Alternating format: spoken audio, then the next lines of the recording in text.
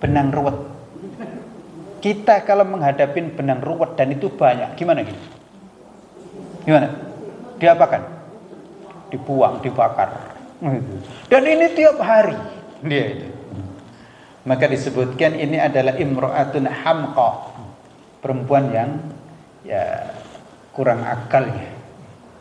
Nah, karena ini terkenal sehingga para ahli tafsir menyebutkan kisah ini selalu dicantumkan ketika menjelaskan ayat firman Allah Subhanahu wa taala di dalam surat An-Nahl ayat 92.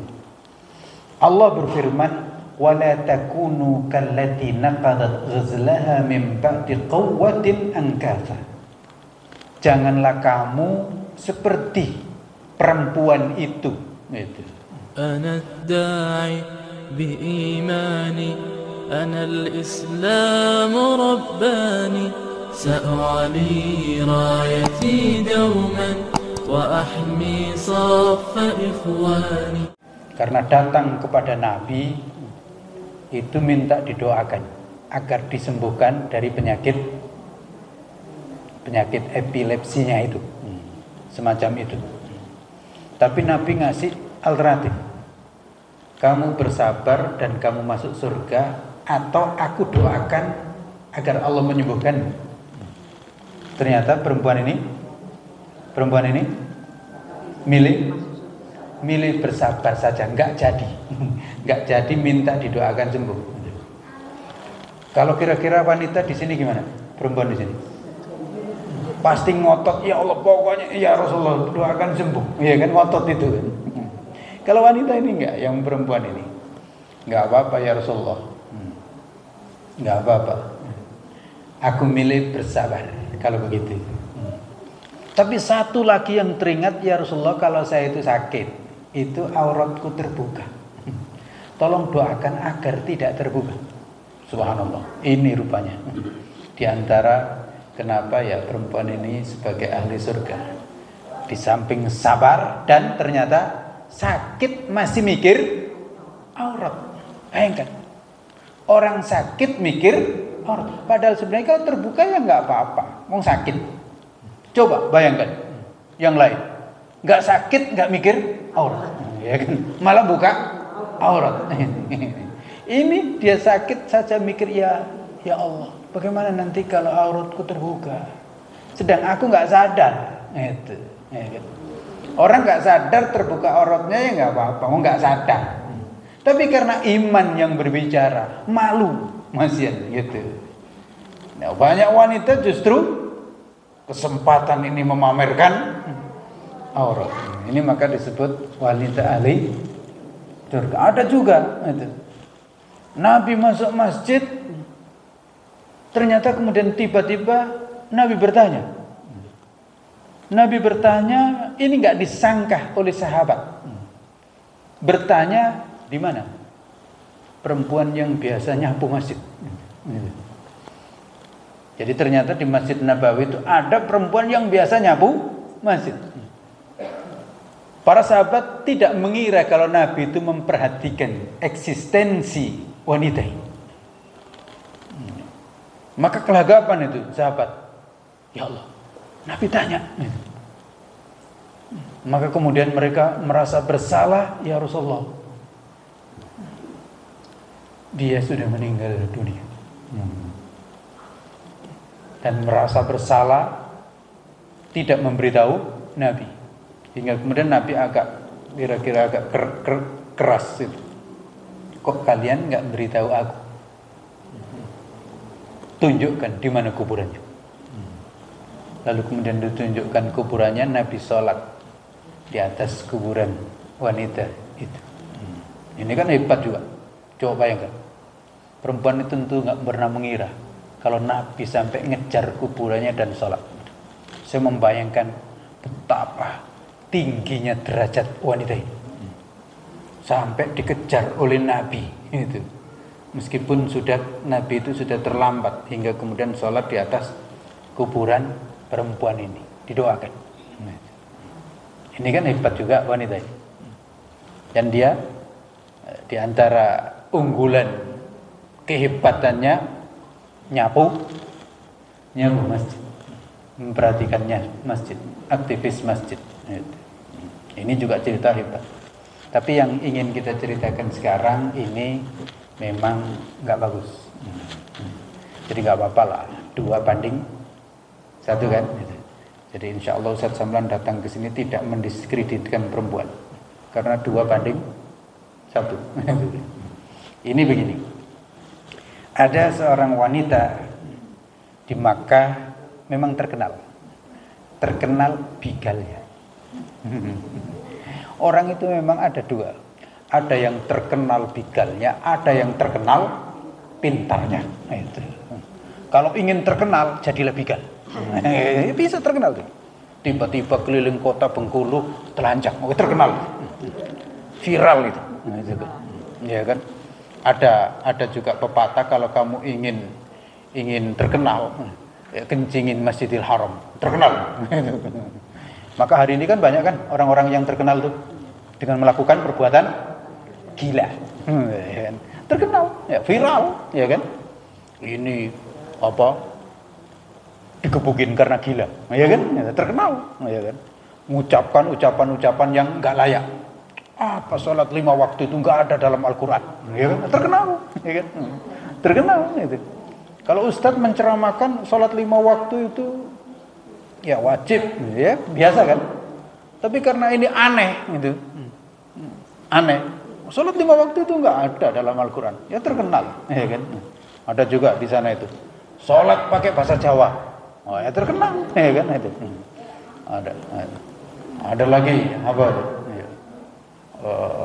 Lebaran duluan 5 hari sebelum ditetapkan, ya terkenal, ya kan?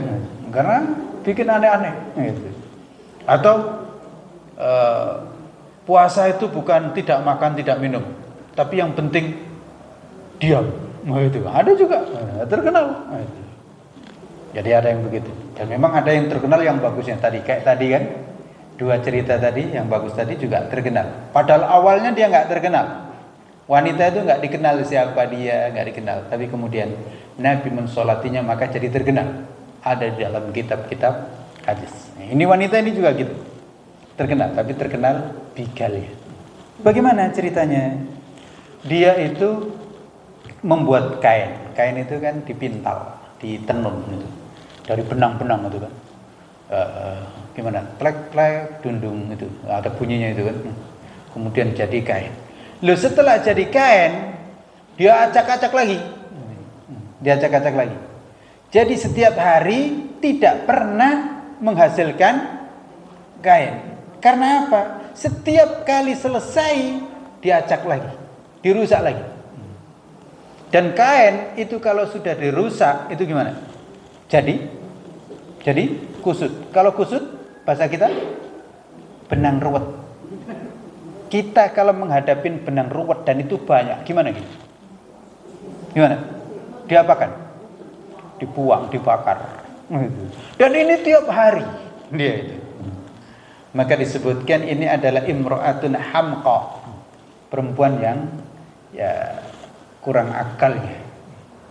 Nah, karena ini terkenal sehingga para ahli tafsir menyebutkan kisah ini selalu dicantumkan ketika menjelaskan ayat firman Allah Subhanahu wa taala di dalam surat An-Nahl ayat 92. Allah berfirman, "Wala takunu kallati naqadat ghazlaha min ba'di quwwatin ankatha." Janganlah kamu seperti perempuan itu. Ini memang khitabnya Allah melarang semuanya, baik laki-laki dan perempuan. Tapi yang dijadikan contoh adalah perempuan tadi. Jangan kalian seperti perempuan itu yang merusak benang pintalannya, benang tenunannya, setelah menjadi kain yang apik ternyata dirusak menjadi berantakan, angkasa. Ini ada di dalam surat An-Nahl ayat 92. Ini ayat ini memang terkait, diantaranya terkait dengan janji. Orang sudah janji dengan sungguh-sungguh tapi kemudian diingkari. Nah, itu diantaranya ini. Tapi ini bisa juga bermakna secara luas. Orang sudah melakukan perbuatan yang baik tapi kemudian melakukan perbuatan yang buruk. Nah, itu. Orang sudah melakukan amal-amal soleh tapi kemudian ternyata melakukan amal-amal yang buruk, kemaksiatan. Maka ayat ini meskipun tidak ada hubungan secara langsung dengan puasa atau Ramadan dan pasca Ramadan, tapi rasanya sangat relevan. Di mana kita di bulan puasa sudah melakukan ibadah dengan sangat bagus, insya Allah. Puasa di bulan Ramadan 1 bulan penuh, ya kan? Dan kalau ada yang hutang kayaknya ya sudah rata-rata sudah selesai. Atau belum selesai? Hah? Atau belum selesai? Hah? Sudah lebaran langsung bayar hutang kan? Saya ingin sampaikan juga banyak wanita yang agak aneh. Itu punya hutang belum dibayar tapi puasa sunnah duluan. Itu saya melihatnya agak aneh. Meskipun memang ada yang membolehkan, tapi saya melihatnya agak aneh. Seharusnya bayarlah hutang dulu, baru puasa sunnah. Nanti nggak terkejar Ustaz, puasa sunnah nggak apa-apa. Andai kan nggak terkejar, yang penting wajib dulu. Itu wajib dulu. Dan memang ya hadisnya sendiri itu puasa 6 hari di bulan Syawal itu setelah puasa Ramadan. Nah, belum selesai kan Ramadan kan? Kan belum selesai. Ibu-ibu yang punya hutang kan berarti belum selesai. Maka selesaikan dulu. Kalau ada waktu baru puasa Syawal. Sama dengan sholat ba'diyah zuhur. Zuhur belum sholat zuhur lalu sholat ba'diyah dulu, gimana? Nggak bisa. Gara-gara nanti nggak terkejar lagi. Ya enggak, tetap zuhur dulu. Baru kemudian ba'diyah. Kalau masih ada waktu, kalau nggak ada waktu ya nggak apa-apa, sudah. Termasuk dalam kehidupan sehari-hari, ya kan? Sehari-hari ngumpulkan banyak utang, ya kan? Tapi ternyata katanya infak sedekah. Padahal utang nggak bayar. Yang tragis lagi itu utang nggak dibayar-bayar, tapi magic jar ganti terus jilbab, seragam pengajian, kredit tambah lagi gitu. Nah, ini perlu diluruskan. Kehidupan yang tidak sesuai itu. Karena kita itu harus melakukan yang wajib dulu, baru kemudian yang sunnah. Itu. Yang wajib dulu. Yang sunnah itu sendiri juga bertingkat, dan ini bagian daripada ilmu. Termasuk ya sudah kita luruskan juga kan di bulan Ramadan, ya kan? Di bulan Ramadan itu salat Isya apa hukumnya? Apa hukumnya? Fardu. Salat tarawih sunnah. Tapi sering orang bertanya, Ustadz gimana kalau saya nggak bisa tarawih? Nggak pernah tanya gimana saya sering nggak salat Isya, gitu kan? Atau nggak ke masjid, gitu kan? Salat Isya nggak ke masjid, nggak pernah tanya. Tapi salat tarawih tidak ke masjid, tanya. Jadi seakan-akan tarawih itu lebih penting daripada salat Isya. Keliru atau benar? Keliru atau benar? Nah di situ. Termasuk juga salat hari raya penuh. Lu salat subuh nggak ada yang bangun. Benar atau keliru? Nah itu dia. Itu. Termasuk juga ibu-ibu. Ibu-ibu. Ya. Kalau salat semuanya cari mukena, betul? Nutup aurat. Lalu setelah salat, la haula wala quwata illa billah. Padahal perintah nutup aurat itu aslinya di dalam Al-Qur'an tidak terkait salat. Ya kan? Surat An-Nur ayat 30, 31, terus surat Al-Ahzab ayat 50 berapa? 59. Itu kan enggak ada kaitan dengan salat. Jadi seakan-akan wajib nutup aurat itu saat salat. Tapi pas jalan pagi ke pantai cari pakaian yang paling minimalis. Ya, kalau ada baju cucunya itulah yang dipakai. Baju bayi, ya kan? Padahal sudah tua, lo kok pakai baju bayi? Pakai kemben saja. Nah, kemben itu kan baju bayi. Nah, di sini. Maka pentingnya ilmu. Nah, Bapak, Ibu, dan saudara-saudara sekalian, kok kesini tadi, kemana tadi? Hah? Apa tadi?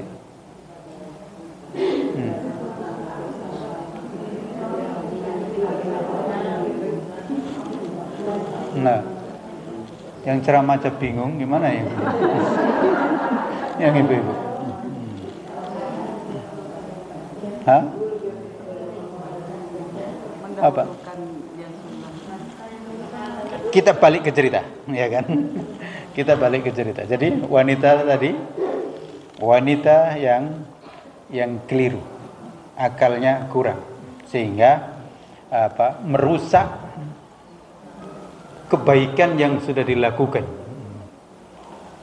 merusak pekerjaan yang sudah dilakukan sehingga berantakan. Dan ini kita kaitkan dengan ya kita di bulan Ramadan, alhamdulillah sudah puasa, sudah tarawih, sudah beribadah. Maka jangan sampai terjadi setelah bulan Ramadan kita berada di bulan Syawal lalu kemudian merusak amal ibadah yang sudah kita lakukan. Dan tentu ini memang ya lebih penting untuk kita ambil pelajarannya di situ. Karena nggak mungkin Allah hanya mengingatkan persoalan jahit menjahit tadi, soal kain gitu. Tapi ini pastinya ya soal amal soleh. Dan memang banyak rupanya orang itu setelah melakukan amal soleh tapi kemudian melakukan perbuatan dosa, maka itu adalah merusak. Dan ini biasa menjadi kebiasaan orang-orang kafir. Mereka itu biasa setelah melakukan kebaikan lalu kemudian pestanya itu pesta kemaksiatan. Maka Islam mengajarkan pesta kita ya Idul Fitri itu kan pestanya takbiran, gitu. Salat. Kemudian ya memang silakan untuk makan dan minum, tetapi tetap halalan thayyibah, makan dan minum yang baik. Nah, Bapak, Ibu, dan saudara-saudara sekalian, ada beberapa pelajaran yang bisa kita ambil. Yang pertama, pentingnya menjaga amal soleh yang sudah dilakukan. Penting. Karena kalau amal soleh yang sudah dilakukan tidak dijaga, itu bisa hilang, bisa sirna. Sebagaimana tadi kain yang sudah jadi, ya kan, sudah ditenun jadi, lalu kalau nggak dijaga, apa yang terjadi? Ya nggak ada gunanya. Jadi kerja dari pagi sampai sore tidak menghasilkan apa-apa. Sama. Kalau sampai kita melakukan amal soleh 1 bulan Ramadan penuh, lalu nggak kita jaga amal soleh yang sudah kita lakukan itu, maka bisa tidak ada artinya. Maka Nabi juga menyebutkan kam min shaimin laisa lahu min siyamihi ilal ju'. Banyak orang yang puasa nggak dapat apa-apa kecuali dapat lapar dan dahaga. Nah itu. Banyak orang yang sholat tarawih nggak dapat apa-apa. Qiyamul Ramadan kecuali dapat ya menahan tidur saja. Kenapa? Ya diantaranya karena tidak dijaga. Seperti kain tadi sudah jadi tapi nggak dijaga, maka ya rusak. Di ayat yang lain Allah Subhanahu wa taala juga mengingatkan ya. Dan ini menjadi juga peringatan untuk semuanya. Meskipun ini terkait dengan infak. Halo, satu. Lebih ini. Allah menyebutkan ya ayyuhalladzina amanu la tubtilu shadaqatikum bil manni wal adha. Wahai orang-orang yang beriman, jangan kamu batalkan sedekahmu dengan mengungkit-ungkit dan ucapan yang menyakitkan.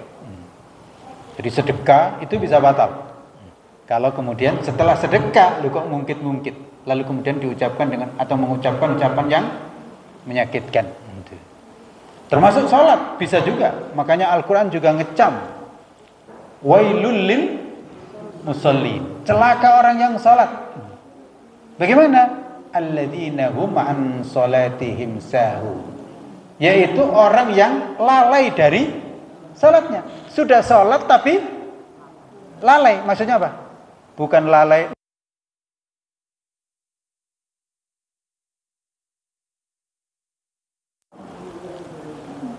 tidak mengamalkan apa yang menjadi pesan-pesan sholat.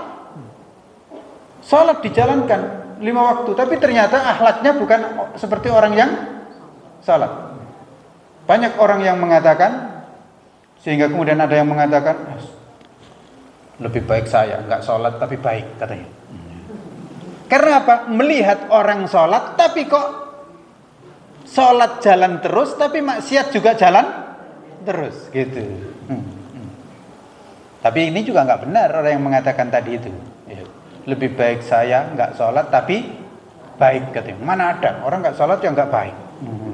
Iya kan? Oh, nggak sholat kok baik, gitu. Tapi memang betul, yang sholat lu kok maksiat jalan, yang nggak ada gunanya juga, gitu. Nah di sini, maka setelah bulan Ramadan kita dituntut dengan sangat ekstra untuk menjaga amal ibadah yang sudah kita lakukan. Ibarat kita punya baju putih.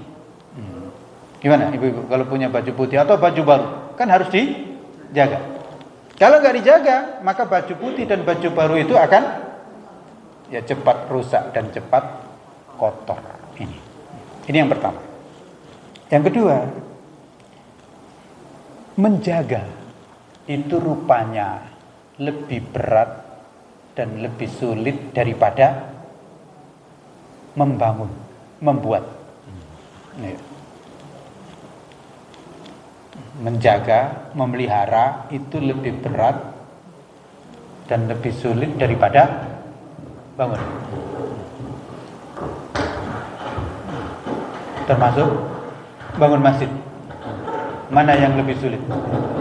Membangunnya atau menjaga dan memeliharanya? Menjaga dan memeliharanya dan mengisinya.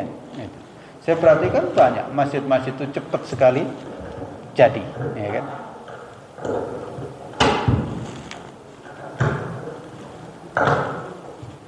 Ya. Saya perhatikan banyak sekali masjid-masjid itu yang membangunnya ya cepat jadi. Tapi pas memeliharanya, mengisinya itu yang ternyata sulit. Ya masjid ini dulu juga pernah rontok. Ternyata ya cepat juga bangunnya, fisiknya kan. Ngisinya bagus juga, cepat juga. Ya kan. Ya buktinya siang-siang begini ada pengajian. Tapi ya kebanyakan kan begitu. Yang lain-lain. Termasuk ya hari ini gedung-gedung pemerintah juga begitu. Bangunnya sih cepat, jaganya nggak ada yang mau jaga, nggak ada yang melihat, sehingga kosong dan akhirnya rusak. Rusak, berantakan, karena nggak dijaga, nggak dipelihara. Dan begitulah juga amal-amal ibadah yang kita lakukan. Insya Allah ibadah di bulan Ramadan gampang, betul? Gampang. Ya, rata-rata ya puasa itu nggak ada yang nggak bisa. Anak TK saja bisa. Tarawih juga bisa, ya kan? Hebat. Baca Quran bisa kan? Khatam. Sampai juga dengan artinya khatam di masjid ini tadi. Ya kan? Ya. Tapi setelah bulan Ramadan, alhamdulillah di sini, itu di sini. Kalau di sana, mudah-mudahan sama. Tapi ya sulit, kebanyakan sulit. Termasuk, mohon maaf ini, nikah, gampang kan? Akad nikah gampang kan? Gampang. Memeliharanya, nah, ada ibu-ibu yang punya cerita nggak pernah bentrok sama suami, Nggak ada kan? Iya, nggak ada. Iya, pas akad nikahnya itu senang kan? Senang, nggak ada bentrok. Ya, kan? Anda kan nggak makan seminggu ya kuat. Tapi setelah itu gimana? Ada bentrok. Dan sampai ini ya. Ya. Memeliharanya memang ya sulit. Termasuk anak. Gimana melahirkan anak? Ya, meskipun berjuang tapi gampang. Ya. Termasuk ngandung anak 9 bulan. Repot atau gampang? Mana lebih repot dengan setelah anak itu lahir? Didik setelah lahir. Ya. Dilewati 9 bulan itu memang repot, tapi ternyata itu lebih gampang. Lebih gampang ngandung anak daripada mendidik anak setelah anak itu keluar dari kandungan. Ya, apalagi zaman sekarang. Ya, gitu. Jadi lebih sulit. Oleh karena itu, hendaknya kita waspada dan berhati-hati. Apalagi ini terkait antara bulan Ramadan dan di luar bulan Ramadan.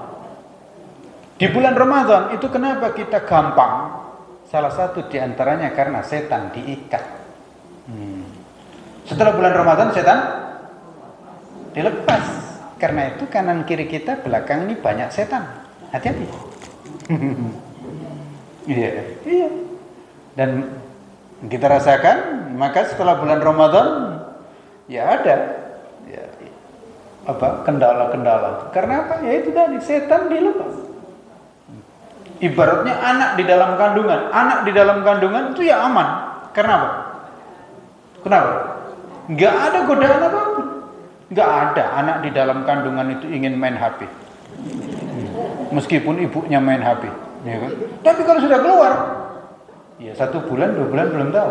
1 tahun lihat bapak ibunya pegang HP terus, ya dia akhirnya minta. Kalau nggak dikasih ya nangis. Bisa nangis ya. Kalau di perut nggak bisa nangis, paling banter bisa menendang perut. Nah di situ. Maka memang memelihara, menjaga pasca pembangunan, pasca perbuatan itu dilakukan lebih berat. Maka hendaknya kita hati-hati, ya kan? Nah, ini sudah mulai bunyi-bunyi kode selesai. Berikutnya, yang ketiga. Bapak, ibu-ibu dan saudara-saudara sekalian,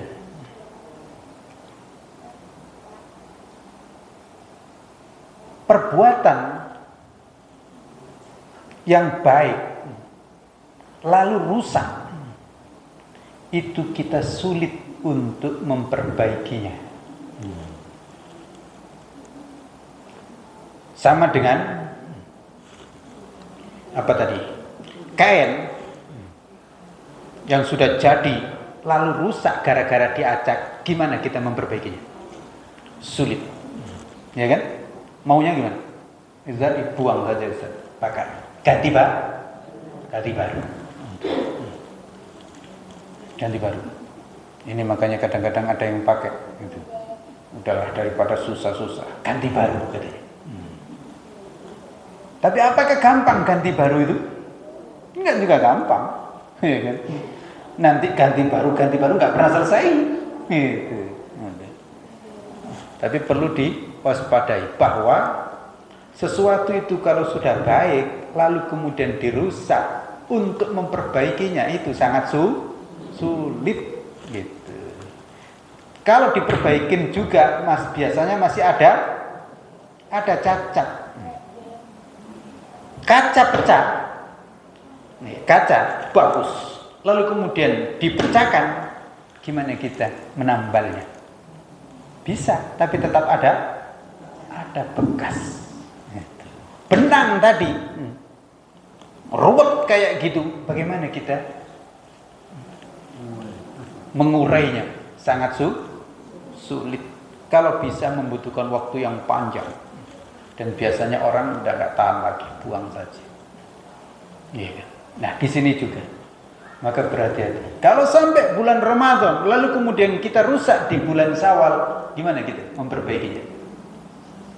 Susah. Tinggal ya Allah datangkan bulan Ramadan ya Allah lagi. Pertemukan bulan Ramadan lagi. Iya kan? Nggak bisa saat ini. Paling banter tahun depan. Dan kalau tahun depan belum tentu kita masih hidup. Kalau masih hidup, Ramadan tahun depan itu bukan Ramadan yang sudah lewat. Gitu. Yang lewat. Nggak bisa. Maka di sini pentingnya memelihara itu, karena barang itu kalau sudah bagus lalu kemudian rusak, itu kita sangat sulit untuk memperbaikinya. Nah, Bapak, Ibu, dan saudara-saudara sekalian, maka Al-Quran mengarahkan فَإِذَا فَرَغْتَ فَانْصَبْ وَإِلَى رَبِّكَ فَارْغَبْ. Kalau sudah melakukan perbuatan, maka segera lakukan perbuatan yang lain, gitu. Jadi terus bagaimana agar kita itu bisa tetap dalam kondisi baik, maka segera disambung dengan ibadah yang lainnya. Karena itu di bulan Syawal kemudian